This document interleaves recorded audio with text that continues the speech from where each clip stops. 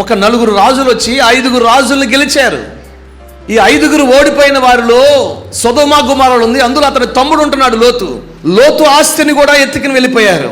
అబ్రహాము నడుము కట్టుకుని ఇంత అలవర్చబడిన 318 మందిని తీసుకుని యుద్ధము చేయడానికి బయలుదేరి వెళితే ఆ యుద్ధములో గొప్ప జయం పొందుకున్నాడు.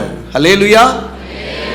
5 రాజులు గెలవలేనిది అబ్రహాము ఈ 318 మంది తీసుకుని వెళ్ళి 4 రాజులను గెలిచాడండి. అక్కడ దేవుడు గొప్ప చేశాడు. ఇలా చెప్పుకుంటూ వెళితే అబ్రహాము జీవితంలో ఏది తలపెట్టినా, ఎక్కడ అడుగు పెట్టినా, ఏది చేసినా అందులో దేవుడు అబ్రహామును ఆశీర్వదించాడు. అతని గొప్పవాడు అయ్యేంత వరకు అతన్ని విడిచిపెట్టకుండా దేవుడు అంచెలంచెలుగా అతను ఆశీర్వదించుకుంటూ వచ్చాడు. చరిత్రలో జరిగింది అబ్రహాము వరకు మాత్రమే కాదు, ఈరోజు మన పట్ల కూడా దేవుడు అటువంటి కార్యాలు చేయగలడు.